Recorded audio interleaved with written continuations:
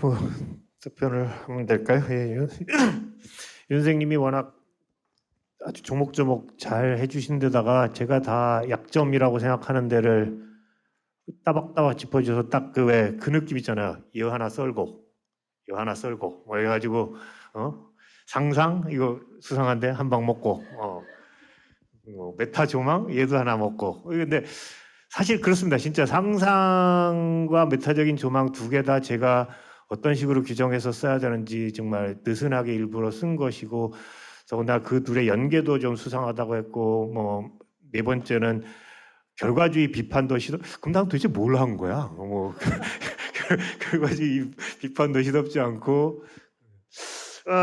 첫 번째부터 말씀드리면, 그래도 이제 제가 약간 제 의도랑을 다시 한번 얘기를 드리면, 그렇죠. 상상을 아까 말씀드린 대로 뭐 굉장히 아직도 밝혀져야 될 것이 많은 것이지만, 마치 우리가 뭐 아까 얘기한 추론이나 기억이나 뭐 이런 것처럼 한 단위로 생각해 보자라는 거고, 그곳으로부터 새롭다라는 차원이 만들어질 수 있다면, 그 새로운 아이디어나 새로운 생각을 해내는 차원에 붙여서 우리가 총체적으로 가지고 있는 메타적인 지각이나 인지나 이런 것들이 붙여서 거기에 대한 생각, 그러니까 새롭게 등장한 이미지나 아이디어나 이런 거에 대한 생각, 이렇게 해서 이제 나눠 본 것이거든요. 그래서 그런 평가적인 차원과 메타적인 차원이 붙을 수 있다라는 건데, 이제 윤 선생님께서 그게 혹시 순환론이 아니냐, 또 뭐 이렇게 의심을 하시는 거 안에는 어쩌면 그 메타적인, 단순한 떠올림은 상상이 아닌데, 단순한 떠올림 이상의 뭐 의도적인 게 들어가면 다 메타적인 조망이라고 생각하신다면, 그러면 이제 순환론의 느낌이 있겠죠. 근데 저는 그런 건 아니고요. 이제 두 번째 메타 질문하고도 메타적인 조망이 뭐냐라는 질문하고도 이어지는 건데, 글쎄 지금 현재 저의 미숙한 생각으로는 그게 평가적이고 메타적인 어떤 판단이나 이런 게 들어가는 것 같아요. 그래서 내가 머릿속에다 예를 들어서 뭐 새로운 이미지 같은 거를 떠올리는 것 자체는 그 안에 들어가 있는 의도적이거나 의식적인 것은 지금 제가 여기서 얘기하는 메타적인 조망 수준에 가진 것이 아니고요. 보다 더 적극적으로 문제 해결이나 이런 거를 위해서 대안을 강구하고, 그 다음에 내가 떠오른 이 아이디어가 이거 어디에 쓰면 딱 맞겠는데, 이게 그거의 답이었구나 같은 거를 깨달아가는 차원까지 얘기를 하는 거기 때문에. 그래서 제가 그 두 번째 아까 안 읽은 것 중에 134페이지 3페이지에서 4페이지 넘어가는 단락을 안 읽었었잖아요. 근데 그게 예를 들어서 제가 그냥 생각하고 있는 메타적인 조망에 대한 이야기예요. 그러니까 목표나 해결하고자 하는 문제를 전제로 창의성을 생각해야 되고, 그리고 이 목표에 따라 구성한 것이 기존에 알고 있었던 거는 달라서 새로우면서도 또 그 목표에 부합하는 것이라고, 그렇게 하는 내적인 발견, 이 창의성의 필요 조건 같은 거라는 거죠. 그래서 아까 위에 방에서 있었을 때 이제 뭐 예를 가지고 논의했던 게 9.11 테러가 창의적이냐 아니냐, 사악하기 때문에 창의적이 안 되지 않느냐.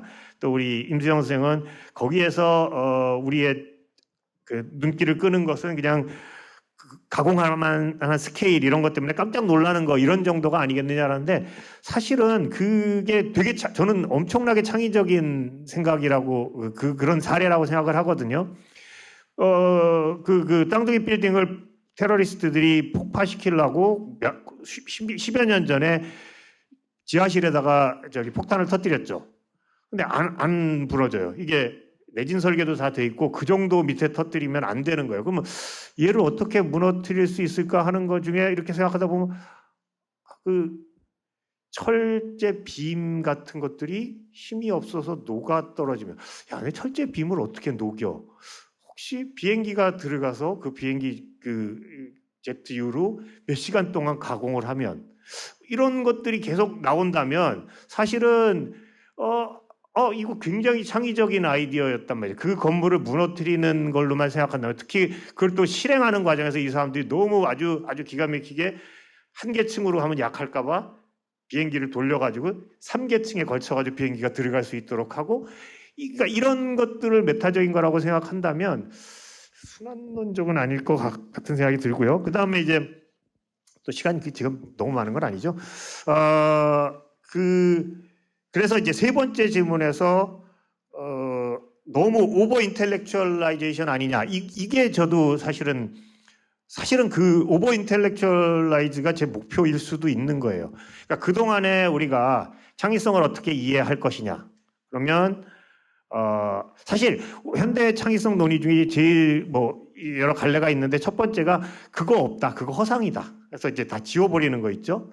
그다음에 그거 대신에 과학적 창의성, 뭐 예술적 창의성 이렇게 나눠가지고 특수한 영역별로 창의성을 얘기할 수 있다. 그렇게 갈 수도 있고, 이제 세 번째가 이제 여기서 제가 하는 대로 좀 범용으로 인간이 가지고 있는 능력 중에 창의적인 능력이라는 게 과학에도 쓰이고 예술에도 쓰이고 이런 범용으로 쓰일 수 있는 창의성이 있다. 만약 그 세 번째 1, 2번에 만족을 못 하신다면 1, 2번을 택할 수도 있는데 그거 안 하고 그래도 뭔가 있어야 되지 않겠니? 라고 했을 때 그거를 그래도 그럼 뭘 가지고 얘기할 것이냐. 그러니까 사실은 굉장히 의식적이고 의도적이고 지적인 발견이나 이런 게 포함되는 것이지 어느 날 뒤통수를 땅 때리듯이 오 이렇게 해서 창의적이야. 그거는 이미 기존에서 앞에 했던 사람들이 좀 의심을 가졌던 그냥 새로운 생각, 머리를 스치는 아이디어 뭐 이렇게 끝나는 거고 그런 것을 창의적이다라고 부르려면 저는 이 차원이 있어야 되지 않을까 생각하는 거죠. 그리고 근데 그 차원이 도달할 수 없는 어떤 범접할 차원이 아니라 우리가 일상 지각을 하면서도 늘 동원하는 것인데 이런 경우에 더 이제 자주 쓰이는 성향 같은 걸로 보면 어떨까 해서 3번은 지적을 제가 그냥 그렇게 할 거고요. 그다음에 4번도 뭐 4번이 약간 오해하신 것 같아요. 4번의 제 아이디어는 이겁니다. 그러니까 병맛 웹툰이 실패했다는 게 아니라 병맛 웹툰과 똑같이 보이는 것도 성공했느냐 실패했느냐에 따라서 가치가 달라지고 그 가치가 달라질 때마다 이게 창의성이 있다 없다가 그거에 따라 나오는 거라면 이게 자기적이지 않느냐라는 게 제 생각이었어요. 그리고 뭐 4번은 다섯 번째는 진짜 지금 임수영 선생이 하고 있는 게 딱 이런 거고요. 그러니까 뭐 이거는 양자택일의 문제다라는 게 아니라 아까 말씀드린 대로 새로운 버전으로 결과주의를 가지고 더 그럴듯하게 만들어 볼 수 있다. 그리고 열심히 하고 계신 거고 물론 지도교수와 학생이 그렇게 달라도 되나라는 생각은 좀 들긴 하지만 하여튼 잘 진행되고 있는 것 같고 또 여섯 번째 질문이 제가 정말 생각도 못한 거였어요. 왜냐하면 저는 이 요거 스코프 안에서만 갇혀서 있는데 에스테틱 버추 전체로 넓힐 수 있다. 또 최근에 들어서 그런 연구들이 나오는데 아마도 전제 조건은 저도 지금 이제 인식론에서 윤리학에서 얘기한 거가 인식론으로 오고 인식론에서 온 거를 창의성에다 이렇게 붙이는 방식으로 평행 이동을 시킨다면 뭐가 어느 부분을 가지고 덕성을 얘기할 것인가? 그러니까 뭐 이게 최종적인 결론을 가신 것인가? 아니면 뭐 미적 경험을 하는 우리의 경험 자체가 좋다고 할 것인가? 그런 거를 가능하게 하는 우리의 성향이 좋다고 할 것인가? 뭐를 버추어스하다고 해야 될지는 조금 생각을 해봐야 될 것 같아요. 최근 우리 같이 읽고 있는 이담민 선생님도 포함해서 같이 읽고 있는 걸 보면 히도니즘, 즉 그러니까 쾌락, 이 미적 경험을 통해 가지고 쾌락을 얻는다 말고도 다른 효용들이 많고 그런 거 의미에서 버추어스하다고 할 수 있다 이런 주장들도 있는데 사실은 아직은 제가 딱 붙잡지는 못하고 있습니다. 너무 길어질 것 같아서 마치겠습니다. 고맙습니다.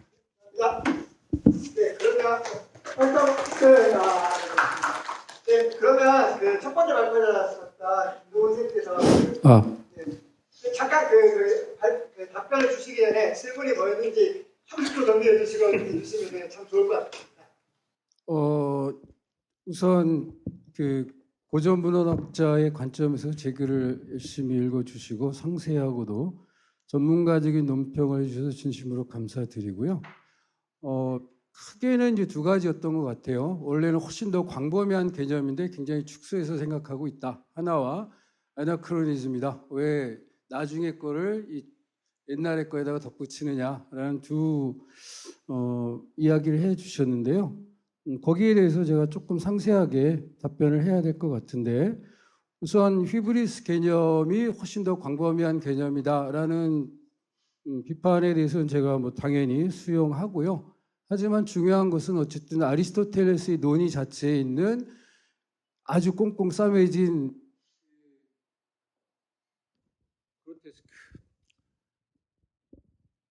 그로테스크 개념을 설명하기 위해서 이제 거기서부터 출발해서 간 거였기 때문에 뭐 좀 표현은 그렇지만 내재적 논의 자체는 문제가 없다고 생각하지만 그럼에도 불구하고 히브리스 개념 자체를 조금 더 폭넓게 설명하고 전체적인 조망 속에서 들어갔어야 되지 않느냐라는 뭐 비판은 타당하다고 여겨집니다.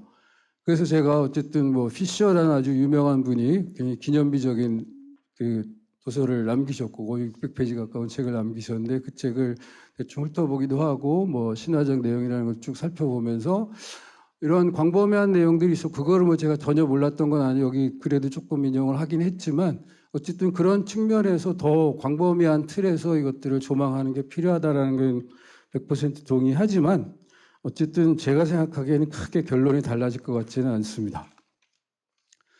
그 다음에는 이제 유미주의만을 바라본 것 같다라는 비판을 해주셨는데요. 만약에 제가 유미주의라고만 생각했다면 맹하다는 표현을 아예 하지 않고 아리스토텔레스 견해가 잘못됐다라고 얘기했을 텐데 그렇게 하지 않고 맹하라고 했다라는 건 아리스토텔레스 여기서 많이 헷갈리고 힘들어했고 그렇기 때문에 이렇게 감추었을 것이다라는 게 제 생각이고 그렇기 때문에 맹하라는 표현을 썼다고 생각하고요.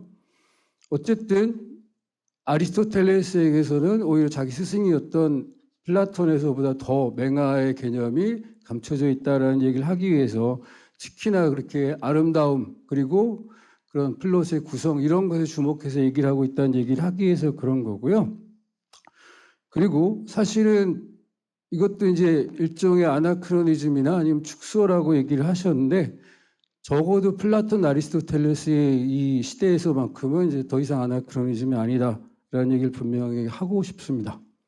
플라톤도 대히피에스에서 아름다움이라는 게 뭐냐, 아름다운 것들이 어떤 것들이 있냐가 아니라 그 모든 것들을 아름다움이라고 부르기 아닌 이 아름다움이라는 속성이 무엇인가에 대해서 얘기를 하게 되고 그것을 여러 가지로 정의하려고 시도합니다. 아름다움은 듣거나 봄으로써 즐거움을 주는 것이라고 얘기해 보기도 하고 아름다움 보기에 밝게 빛나는 것, 람프론이라는 얘기도 하고 여러 가지 얘기를 하고 있기 때문에 분명한 거는 칼론이라는 말을 오늘날 우리가 아름다움이라고 얘기하고 아가톤이라는 걸 좋음이라고 번역을 하는데 두 개는 분명히 다른 낱말이잖아요. 그러니까 다른 의미로 쓰였을 것이고 두 가지가 거의 비슷한 용어에 비슷한 경우에 똑같이 쓰였다라고 해서 그 의미가 전혀 똑같다라고 얘기할 수는 없고 분명한 것은 아름다움이 최고의 좋음, 최고의 이데아라고 얘기하는 경우는 굉장히 한정된 경우이고 대부분은 좋음의 이데아가 가장 최고의 이데아라고 플라톤 철학에서 얘기되고 있기 때문에 그런 의미에서 보자면 여기서도 그렇게 얘기하는데 좋음은 우시아가 아니지만 우시아 너머에 존재하며 그 위험과 능력에 면에서도 우시아를 능가한다. 보통 우시아를 본질 또는 뭐 본질적 존재라고 얘기한다면 이제 그런 이야기들을 하고 있기 때문에 아름다움이라는 것은 이미 플라톤 아리스토텔레스 때 그 전에 사실 소피스트들이나 뭐 데모크리투스조차도 아름다움을 여러 가지로 정의하려고 했고 특히나 보고 들음으로써 즐거움을 얻게 되는 것이라는 정의가 굉장히 중요했고 거기서 피타고라스 학파가 얘기하는 그런 객관적 속성이 중요하냐 아니면은 소피스트들이나 데모크리토스가 얘기하는 즐거움을 준다는 게 중요하냐는 게 끊임없는 논쟁의 대상이 됐기 때문에 여기서는 저는 아나크로니즘이라는 비판은 좀 받아들이기가 어렵습니다. 그리고 고대 그리스에서 아름다움, 토칼론 또는 토칼로스, 토칼론은 아무래도 우리 현대어로 말하자면 이제 영어는 더 빙, 독일어는 다스 사이엔데이고 사실은 정확하게 더 뷰티라는 말로는 토칼로스라는 말을 그리스인들이 따로 사용했던 걸 보면 분명한 것은 어쨌든 이 아름다움이라는 것 자체를 정의하려는 시도가 아주 옛날부터 있었을 것이다. 그리고 그것이 구체적으로 드러나지는 않았지만 적어도 플라톤 아리스토텔레스 시대는 그런 시도들이 끊임없이 이어졌고 그것이 플라톤과 아리스토텔레스의 여러 저작들을 통해서 드러나 있기 때문에 아나크로니즘이라고 보기는 어렵다. 그것이 이제 그 다음에 이후에 들어가서 아리스토텔레스를 존경하고 아리스토텔레스 끊임없이 이제 주석하면서 그걸 자기의 신학 이론으로 관철하려고 했던 토마스 아퀴나스도 신학대전에서 아름다움을 세 가지로 정의하고 있고 그것도 듣거나 봄을 통해서 즐거움을 주는 것이라고 해요. 그거를 완전성, 뭐 명료성, 그 다음에 이제 조화 이렇게 정의하는 걸 보면 굉장히 오랜 동안 많은 사람들이 그런 것들을 정의하려고 시도했고 적어도 실천적인 이론적인 출발점인 플라톤 아리스토텔레 시대라고 생각하기 때문에 거기에 대해서는 조금 제 의견이 다르다는 말씀 드리고 싶고요.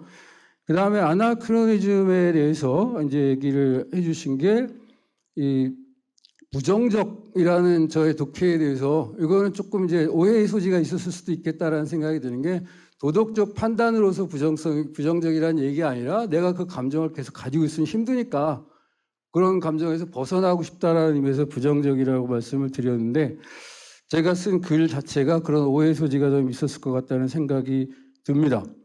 어쨌든 제가 중요하게 생각했던 건 카타르시스가 필요한 경우가 뭐냐라고 했을 때 대부분의 경우에는 그 감정 자체가 도덕적으로 잘못됐기 때문에 아니라 그게 이 사람을 힘들게 하니까 그게 관객이든 아니면 다른 어떤 사람이든 그 사람을 힘들게 하니까 그거를 해소하는 게 좋지 않겠느냐라는 의미에서 부정적 감정이라고 얘기한 거고요. 그 다음에 이제 휴브리스에 대한 이야기는 이제 분명한 건 이제 제가 이제 그 라이오스의 살해 장면을 말씀드리면서 이거는 이제 설명하기 어려운 것이다라고 말씀을 드렸는데 여기에서 이제 휴브리스에 대한 이제 더 넓은 이해가 필요하다는 이 논평자 선생님의 얘기가 정확하게 나오는 것 같은데요. 저는 어쨌든 그 부분에 대해서는 분명히 내가 이 글을 쓸 때는 분명히 이 문헌학자 입장에서 이런 비판이 나올 것이다라고 생각하고 있었고요. 어쨌든 중요한 것은 하이데거가 칸트와 형이사학의 문제에서 제2판 서문에서 이렇게 얘기했는데 끊임없이 독자들은 내 해석의 억지스러움, gewaltsamkeit에 부딪힌다. 억지스럽다는 질책의 근거는 이 책에서 훌륭하게 입증될 수 있다. 만약 이 질책이 사유자들 사이에 사유하는 대화를 이끌고자 하는 시도를 지향한다면 그렇게 하셨을 것이라고 믿고요. 이 질책과 관련된 철학사적 연구 작업은 그때마다 정당하기조차 하다. 나름의 고유한 과제를 지닌 역사학적 문헌학의 방법들과는 구별되게 사유하는 대담, 츠위게 슈프레히 둘이서 서로 왔다 갔다 얘기한다는 얘기인데요. 다른 법칙들 아래 있다. 이 법칙들은 더욱 상처받기 쉽다. 대담에서의 과오, das Verfehlende는 더 위협적이며 빗나감, das Fehlende 둘 다 아까 하마르티아 얘기했던 빗나가는 거예요. 잘못 쓰는 거예요.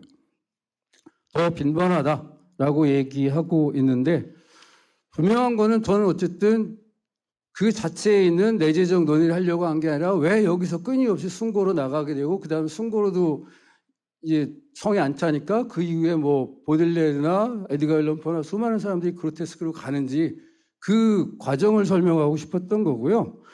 그런 점에서 본다면 그 자체의 내재적인 또는 그 전의 전통적인 견해에서는 이게 분명히 시대착오적이고 그럴 수 있겠지만 저는 분명히 그 단초가 그 안에 있었다고 생각하고요. 그래서 제가 아까 발표할 때도 특히 니오베의 이야기에 대해서는 그건 절대로 내가 주장하는 내가 이제 추구하는 그런 이상 국가에서는 이런 거 가르치면 안 된다라고 얘기했던 걸 보면 이미 그런 문제의식이 적어도 플라톤 시대부터는 있었다. 물론 그 전부터도 있었다고 생각하지만 확실하게 논리적으로 체계적으로 이야기되는 것이 이미 플라톤 시대부터다라고 생각하기 때문에 전적으로 시대착오적이라고 보기도 사실은 어렵다라는 게 제 생각이고요. 그 다음에 이제 그로테스크 마지막 부분인데요. 그로테스크라는 이 말 자체가 이미 고대에 있었다. 또는 고대에 그렇게 말은 없었지만 실질이 있었다라는 얘기에 관해서인데요. 거기에서는 분명한 건 제가 그로테스크 개념의 맹아라고 그랬지 그로테스크라는 실질의 맹아라는 얘기는 하지 않았기 때문에 이건 분명히 오해에 기반한다라고 생각을 하고 싶고요. 어쨌든 중요한 것은 그로테스크라는 말을 처음 만들어낸 거는 사실 15세기, 16세기 때이고 그전에는 그런 말이 없었기 때문에 뭐 비트루비우스나 호라티우스가 그런 얘기를 했더라도 그걸 그로테스크라는 말로 하지도 않았고 그러니까 그로테스크라는 개념은 이미 근대적인 개념이지만 그걸 다시 소급해서 볼 때 그것을 실질로 볼 때는 당연히 비트루비우스 때도 있었고 호라티우스 때도 있었기 때문에 있었다. 그리고 제가 생각하기에 빅토르 유고도 고대에도 그로테스크가 만발했다. 하지만 수줍었다라고 얘기를 하고 있습니다. 이제 그런 의미에서 그로테스크가 옛날부터도 존재했지만 그거를 철학적으로 반성하기 시작한 것은 사실은 근대 신구논쟁 이후고 하지만 그 맹아가 이미 플라톤과 아리스토텔레스의 이론으로부터 우리가 끄집어낼 수 있다는 게 제 주장입니다. 예. 이완희 선생님께서 받으신 질문 간단하게 이 질문에 대해서 이렇게 답하겠습니다. 네, 최대한 빨리 해보겠습니다. 제가 이 논문에서 세 개의 최근에 일어난 국내 미술 전시를 언급하면서 시작했는데요. 거기에 이제 그게 사실은 감상자 자신의 해석의 여지를 마련하려는 의도가 있었던 거 아니냐라는 첫 번째 질문을 해주셨습니다. 첫 번째 그 현대미술관에서 했던 거와 언더 이펙트 두 가지 경우는 그래서 제가 기획자가 썼던 그 전시에 대한 텍스트로부터 시작을 했는데요. 거기에는 작품 자체라고 하는 말과 그것에 집중하기 위해서 다른 요소들을 배제한다라고 하는 문장이 나와 있어서 요건 분명히 이 기획자들은 이 작품 자체와 그 몇 개 것이라고 하는 걸 구별하는구나 라는 데서 출발했었던 거고요. 세 번째 전시 같은 경우에는 1층에는 향에 관련된 텍스트들이 걸려 있었고 이제 2층 전시장에는 17개의 나무 링이 걸려 있습니다. 가보신 분은 아시겠지만 이게 또 난방기도 나오고 있어서 냄새가 하나도 안 났어요. 이거 맡아보는데 도대체 무슨 냄새인지를 모르는데 적어도 예를 들면 이게 뭐다라고 하는 보통 가면 캡션이라고 하죠. 미술작품에 붙어있는 요거라도 있었으면 좋았을 텐데 왜 그걸 없앴을까? 왜 그걸 하지 않았을까라고 하는 문제의식에서 제가 시작된 거고 그게 뭔가 이렇게 작품 자체, 냄새 그 자체 이거를 지시적으로 뭔가 이게 무슨 냄새야라고 알고 받는 거 말고 그거 없이 그냥 한번 맡아보고 네가 추측해봐 라고 하는 의도에서 나온 게 아닐까라는 생각에서 그렇게 생각했었던 겁니다. 예, 그리고 두 번째 질문하셨던 것은 이게 생각하는 존재나 말하는 자 없이도 있는 의미라고 하는 게 뭐냐라고 하는 질문을 해주셨는데요. 맞습니다. 이게 이 존재론의 어떤 존재론적 전제인데 그런 걸 말씀드릴 수 있겠습니다. 예를 들면 제 이 책상은 저한테는 이렇게 보이지만 누가 보지 않더라도 이 책상을 이 자리에서 본다면 저렇게 보일 겁니다. 그거는 내가 보거나 보지 않더라도 있는 거죠. 근데 그것뿐만이 아니라 좀 더 나아가서 확장되면 예를 들면 우리는 연기를 보면 불이 났구나 라고 판단합니다. 연기를 불의 지표라고 보는 이제 언어학적. 근데 그게 우리가 생각하는 자가 연기하고 불을 연결시켰기 때문에 생겨나는 것일까요? 그게 아니라 이게 라뚜르 같은 건 그렇게 얘기를 하더라고요. 그게 불이 자기 자신을 그렇게 던지는 궤적이 연기이고 그러니까 존재자 자체의 연관을 의미라고 파악을 하는데 좀 그런 의미에서 이게 곧 본 자나 이런 자가 없더라도 존재하는 의미라고 하는 걸 저는 했었고요. 또 하나는 픽션의 의미장. 세 번째 질문이 꿈의 의미장과 물리학 실험의 의미장에서 등장하는 것이 같은 실제성을 가지고 있느냐라는 질문을 해주셨습니다. 예. 여기서 얘기하는 실제성, 리얼하냐라고 하는 것은 그런 의미인데요. 예를 들면 우리가 물리학 실험에서 어떤 전극을 이 안에 전기가 통하냐 안 하냐를 위해서 측정 도구를 딱 연결해 봤더니 바늘이 움직여요. 그러면 그걸 보고 전기가 통하는구나 라고 물리학 실험에서 판단하는 행위하고 내가 어젯밤에 도널드 트럼프를 봤어. 근데 물어보니까 트럼프가 어떻게 생겼대? 빨간 머리였어 라고 한다면 너는 트럼프를 본 게 아니야 라고 얘기할 수 있는. 그러니까 여기 물리학 실험장에서 이것이 전기가 통하는 거다라고 판단하는 것의 리얼함과 내가 어젯밤 꿈에서 트럼프를 봤다라고 하는 진술의 리얼함을 둘 다 리얼하는 점에서 같은 의미로 본다라고 하는 게 이 존재론에 깔려 있는 것이고요. 둘 다 사실 그런 점에서 참 거짓을 둘러싼 논쟁이 가능하죠. 네가 트럼프라고 생각했는데 묘사를 해보니 사실 트럼프가 아니라 네가 봤었던 건 윤석열이었어. 이렇게 얘기하면 그 진술은 참각 거짓 판단이 가능하고 이것은 예를 들면 심리 분석가가 어떤 환각을 보는 사람에게 당신이 봤었던 환각이 무엇이에요? 디스크립션을 요구하고요. 그 환각에 따라서 처방과 이게 달라질 겁니다. 그러니까 환각도 실제하는 그런 의미에서 실제성을 가지고 있다라고 하는 것이죠. 그리고 네 번째에서 잘 이렇게 말씀을 해주셔서 이제 물질적 재료라고 하는 지점에 대해서 말씀해 주셨는데요. 그 라뚜르가 사실 이게 매터하고 마테리아를 구별을 하죠. 매터라고 유물론에서 얘기하는 매트리얼리즘의 매터라고 하는 것은 사실은 존재의 이 불연속성의 연속성을 동질적인 것으로 만들어버리는 이런 개념이라고 해서 비판을 하는데 그와 구별해서 매테리아를 얘기를 했을 때 재료를 얘기를 합니다. 그리고 그 재료라고 하는 것이 예를 들어서 그 허구의 존재자라고 라뚜르는 얘기를 하는데 존재 양식의 허구의 존재자가 넓은 의미에서 예수를 포함하는 건데요. 그냥 흙덩이 이게 그냥 메터리얼인데 그것을 거기에서 어떤 형상과 폼을 발견하는 순간 그냥 단순한 흙덩어리는 뭐 집을 지을 수도 있고 뭐 벽돌을 만들 수도 있지만 조각이 될 수도 있고 어떤 것에 다른 예술이 될 수 있을 때 생겨나는 게 이제 허구의 존재자가 그렇게 다른 존재자와 얼마나 연동성이 강하는가라는 사례를 가지고 그렇게 얘기를 하는 대목이 있는데요. 그 점에서 선생님 말씀 지적해 주셨던 것처럼 그 어떤 그냥 물질적인 재료가 어떤 폼과 형상을 발견했었을 순간은 이미 그게 이제 예술이라고 하는 어떤 존재적인 양상이 변화된 게 아닌가라고 저는 그렇게 생각을 해서 라뚜르하고 이제 가브리엘의 존재론적인 이 부분을 좀 그렇게 한번 통합시켜 볼 수 있지 않을까라는 생각에서 얘기를 했었던 것입니다. 그리고 다섯 번째 이게 허구에 대한 말씀하셨는데 물어주셨는데요. 그러니까 이 그 가브리엘이 얘기하는 허구라고 하는 개념이 이러고 저는 여러분들을 요 앞면에서 보지만 그냥 앞면만 있는 평면 인간이라고 생각하지 않고 당연히 뒷부분도 가지고 있는 거라고 받아들이잖아요. 이때 이미 작동하는 게 허구. 그러니까 사실 우리는 지각 자체에서부터 모든 것들을 볼 때 이미 허구가 작동한다. 그래서 이게 단지 모든 진술과 모든 사실을 보고 과학에서도 과학적인 관찰이라고 하는 데 있어서 이런 의미에서의 허구적인 요소들이 끊임없이 작동하고 있는 거죠.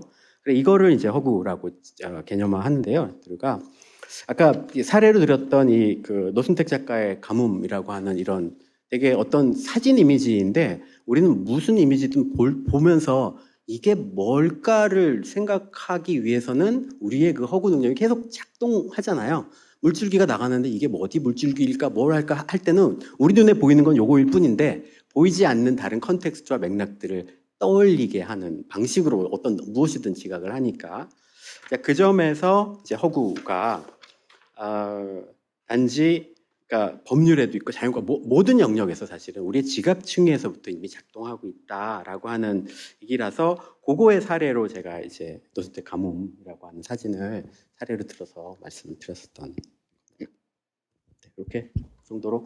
감사합니다. 시간이 조금 가긴 했지만 우리 회장님께서 충분히 발표 시간을 사용하도록 저에게 허락을 주셔서 발표자 선생님들께 질문을 하나씩 할 수 있는 기회를 한번 가져보고자 합니다.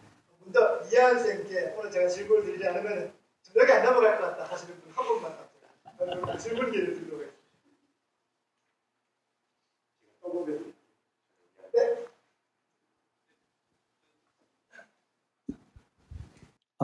네, 미학과 박사과정 황현동입니다. 선생님 134쪽에 결국 필자가 생각하는 창의성은 하고 정의를 아주 그러니까 엄밀하게 정의를 하신 건지는 모르겠지만 아무튼 그렇게 언급해 주신 부분 있잖아요. 거기를 제가 읽고 이해를 했던 것은 이제 창의성이 요구하는 것이 첫째 생각은 새로워야 하는데 꼭 가치가 있어야 하는 것은 아니고 그 가치에 대한 메타적인 판단만 있으면 된다. 요 정도 요구를 하는 거라고 일단 이해를 했었는데요. 근데 그렇다면은 조금 제 마음에 걸리는 사례 같은 것들이 있어서 그러니까 예를 들어 어떤 사람이 가치 없는 생각만 계속 하는데 새롭고 가치 없는 생각만 계속 하는데 항상 자기 생각이 가치도 있다고 판단을 하는 사람이 있다고 하면은 그 사람을 우리가 과연 창의적이라고 할 수 있는 것인가? 라는 궁금증이 들었고요. 또 만약에 근데 그게 아니고 이 선생님 정의가 혹시 생각이 새롭고 또 생각이 새로운 것 그리고 가치 있을 것을 모두 요구한다면은 이게 결국 결과주의적인 창의성 개념에 의존하게 되는 거 아닌가라는 생각이 또 들었습니다. 네. 그럼 첫 번째 게 만약에 맞다면은 그러니까 가치 조건을 전혀 요구하지 않는 것이라면은 제가 질문 드렸던 것 같은 사례를 어떻게 설명할 수 있는지가 좀 궁금했고요.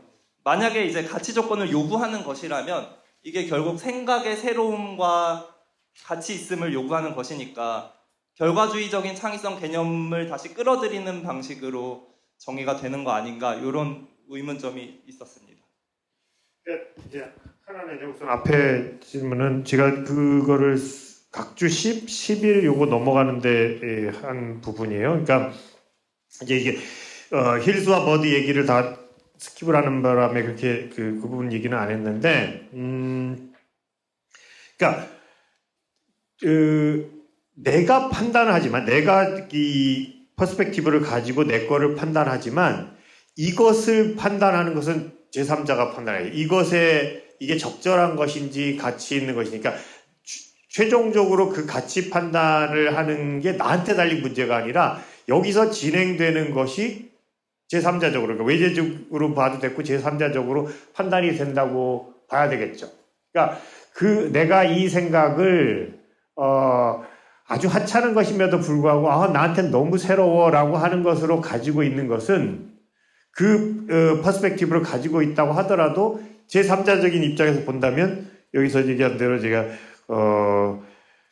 관례적으로 확인된 공적 영역을 제시해야 하고 뭐 그런 것 때문에 안 될 것이다라는 생각이에요. 그래서 그 부분 한번 보시면 제작자에 대해 갖는 가치가 무엇이건 제작자 스스로가 가치라고 생각하는 가치라는 그런 거는 아니어야 한다라는 얘기를 조금 하고 있어요. 그 다음에 두 번째 얘기했는데 결국은 그러면 가치 얘기는 들어올 거 아니냐. 이게 결국은 가치 얘기는 들어오는데 이게 하나하나의 생산물이 뭐 인류에 기여한다든가 뭐 하는 그런 게 아니라 우리가 인간으로서 세상을 살아가는데 이 능력을 장착하면 꽤 네가 잘 살 것 같아.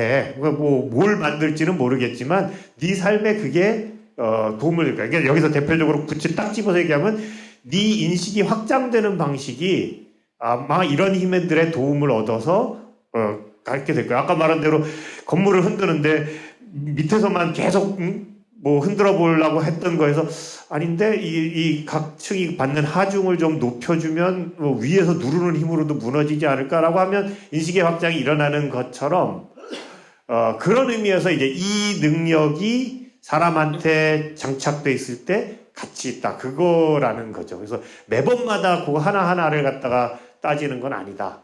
그러나 아까 말한 대로 주관적인 판단에서 이건 내가 가치 있다고 생각해. 그러니까 끝은 아니어야 한다. 그런 얘기죠. 네, 감사합니다. 그러면 김동훈 선생님께 질문할 시간을 드리도록 하겠습니다. 제가 마음으로 오를 세야 되겠습니다. 네, 그러면 네. 운동장님 앞에 앉으셨는데 한 말씀이 아니, 저는 안 나와있어요. 네. 그러면 제가 김동훈 선생님께서 사실 시작에서 비급여 역사 문제 같은 게 있고 이제 그걸 가지고 이제 프로테스트와 연결하시는 말씀을 해주셨었는데 제가 그 문제에 대해서 제가 쓴 논문이 있습니다. 한번 읽어봐 주시면 감사드리겠습니다. 그러면 네, 꼭 읽어보겠습니다. 감사합니다. 네, 그러면 김남재 선생님께 이제 질문을 하실 수 있는 시간을 가져보도록 하겠습니다. 네.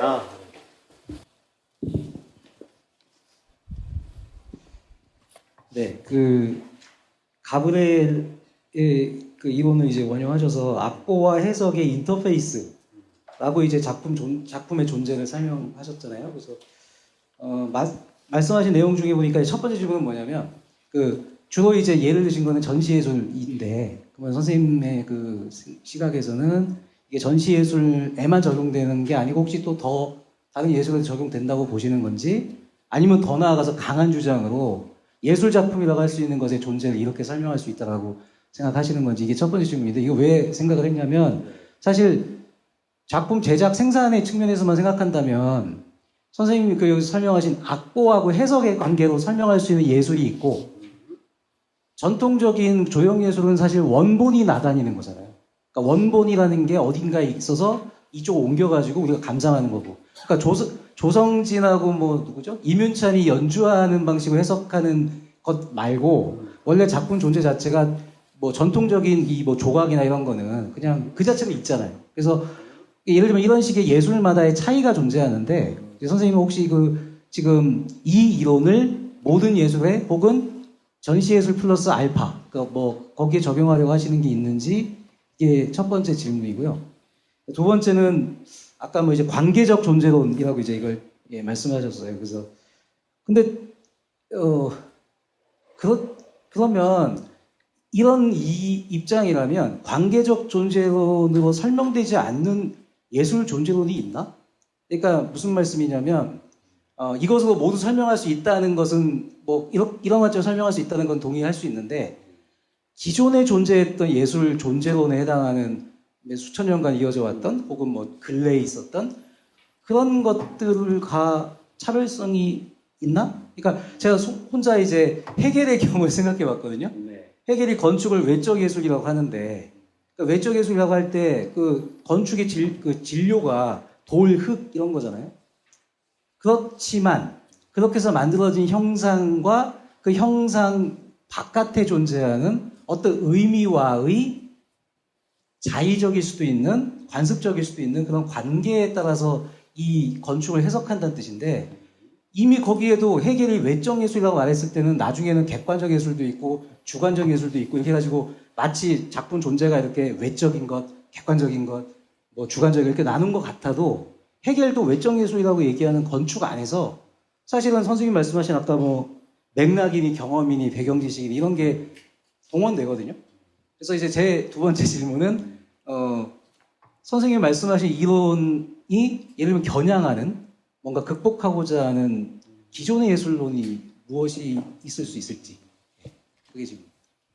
예, 감사합니다. 되게 중요한 질문을 해주셨는데요. 제가 이 글에서는 가브리엘의 이론을 가지고 주로 미술 전시에 적용을 했지만 사실은 이거는 예술작품 존재론이에요. 기본적으로. 그리고 아까 얘기했던 그 과정을 설명하는 파티투어하고 해석사의 인터페이스라고 하는 것은 이때 얘기하는 파티투어라고 하는 건 기본적으로 뭐 음악 쪽에서 나온 용어이기는 하지만 하나의 예술작품을 작가가 이제 어떤 생각으로 만들 때부터 파티투어와 해석 사이에 인터페이스가 작동한다라고 보는 거죠. 왜냐하면 작가도 이걸 만들면서 계속 해석하잖아요. 내가 보고 있는 것에 대해서 그것이 작가의 입장에서 떠오르는 과정 속에서. 그러니까 기본적으로 애초에 이렇게 이런 과정은 무용을 하는 사람이 무용을 할 때도 그렇고 문학자가 글을 쓰거나 음악을 연주하거나 하는 과정에 다 사실 적용될 수 있는 이야기이고 그걸 저는 이제 미술의 경우에 이렇게 전시라고 하는 이 과정에 적용시켜서 얘기를 드린 거다라고 짧게 밑에 말씀드리고요. 두 번째 말씀이 되게 더 중요한 것 같은데요. 이렇게 제가 이런 문제의식을 가지게 됐었던 건 제가 이 글에서는 짧게 언급했지만 특히 이제 마이클 프리드가 얘기했었던 미술에서의 연극성 비판 그러면서 제시했었던 프레젠트니스라고 하는 개념에서부터 문제의식이 시작이 되었어요. 제가 이해한 대로 짧게 이렇게 말씀드리자면 마이클 프리드에 의하면 작품은 딱 이렇게 특히 미니멀리즘 작품을 되게 비판을 했었는데 그 이유가 미니멀리즘리스트들은 미술 작품을 예를 들면 어떤 특정한 상황 속에 집어넣어서 관객이 돌아다니면서 보거나 이 미술 작품이 전시되는 이 상황들로 환원시킨다. 이걸 비판하면서 작품이라고 하는 것은 기본적으로 프레젠트니스라고 하는 하나의 순간에 그 작품이 전 본질이라고 얘기를 하겠습니다. 본질이 딱 현시되는 방식으로 드러나는 게 이렇게 진정한 작품의 어떤 전시 방식이자 작품의 본질적 형태라고 해야 될까요? 이렇게 얘기를 하는 모더니즘 형식주의 이론인데도 불구하고 그런 아이디어를 가지고 그때 이 프레젠트니스를 어떻게 정의하냐면 단 한순간에 그러니까 시간을 두고 보면 시간에 따라서 달라 보이잖아요. 이렇게 이쪽으로 이동되고 이럴 수도 있고 그러니까 단 한순간에 봐야 돼. 심지어 조각도 단 한순간에 마치 되게 깊은 모든 것을 한순간에 이해된다는 되게 종교적이고 이런 무슨 깨달음 같은 체험처럼 표현을 하는데요. 왜 이런 식으로 어렵게 작품에 대해서 얘기를 할까 생각해보니 작품의 본질이라고 하는 것을 상정하고 있고 그리고 그 작품의 본질이라고 하는 것이 작품을 보는 매개나 순간마다 달라 보이는 것으로부터 구제되어야 하기 때문에 예를 들면 연극성을 비판했었던 이유가 연극이라고 하는 게 보는 사람에 따라서 보여지는 그때그때 상황에서 매번 다르잖아요. 이때 연극하는 것과 두 번째가 완전히 다르잖아. 그런 본질이라는 걸 얘기하기 힘들어진단 말이죠. 동일한 작품은 언제 누가 어떻게 보더라도 같은 의미를 전달해야 돼 라고 하는 기본적인 아이디어를 가지고 있었다라고 생각해서 그 문제의식부터 시작해서 제가 이제 이런 얘기를 미술에 대해서 특히 일을 하게 된 거라서 사실 그런 아이디어가 작품 자체와 작품의 본질적 의미라고 하는 게 완전히 이렇게 미학 이론에서 전 계속 있어 왔다고 생각하거든요. 그걸 견제하는 미학 이론의 전제가. 그런데 이건 그와는 좀 되게 다른 존재론적 전제로부터 작품에 대해서 얘기를 하는, 접근하는 방법이 아닐까라고 생각해서 이렇게 했었던 겁니다. 감사합니다. 그러면 우리 뜨거운 박수와 함께 토마토를 제가 맞춰보도록 하겠습니다. 감사합니다.